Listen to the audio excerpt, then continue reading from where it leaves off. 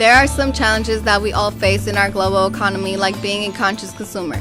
Being a conscious consumer is when you are aware of what you are buying. Some challenges that conscious consumers face are not knowing what is in those products we buy, not knowing what the company is about, and not knowing how the laborers were treated. I think it is very important to know these things because we as consumers want to know this information. People also don't know that a lot of these big companies have child labor going on, and most consumers don't want to support that with their money. Now there is something that is very helpful, which is a cell phone application that lets you scan product barcodes before you buy it. It is very helpful because it helps consumers know what they are purchasing and to overcome their challenge of not knowing which products are good to use.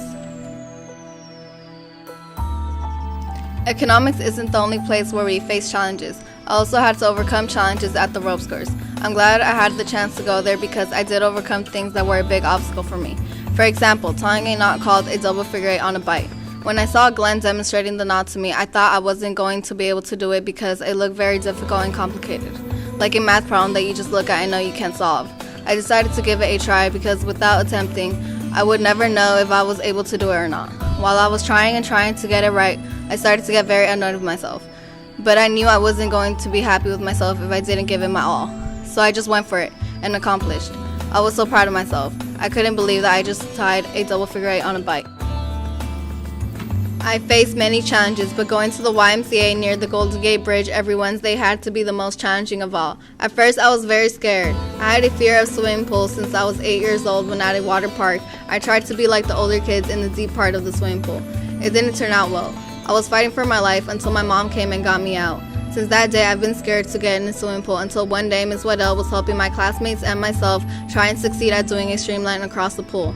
A streamline is when you have your face in the water, arms out, hands together pointing to the front, and kick with your legs to move forward. I remember I kept telling Ms. Waddell that I wasn't going to be able to do it, but she told me to give it a try. I was still very scared, but realized that it wasn't fair to waste her time and that of my classmates. I decided to give it a try. Even though it wasn't perfect, I was very happy with my attempt because I made it halfway. I know that if I didn't overcome that challenge, I was always going to be stuck with that fear. When I got home, I was so anxious to tell my parents and my siblings. They were very proud of me. They never imagined me taking such a big step toward conquering my fear.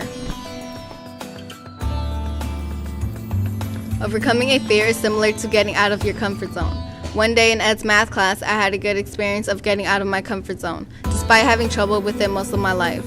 He put us in math groups to work on an activity called origami boxes. The goal of the activity was to estimate the volume of the boxes only using beans and cubes. To do that, we had to figure out a pattern between the boxes and their volumes, which involved doing a lot of math. While my group was trying to work it out, I was just sitting there very quietly. Then I saw my group struggling with some multiplication.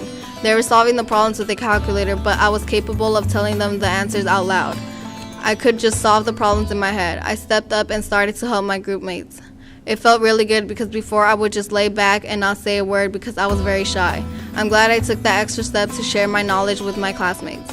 I started to get comfortable and not be that shy, invisible girl I was before. Throughout my first semester at downtown high school, I grew a lot as a person, and I won't be afraid for what comes my way next.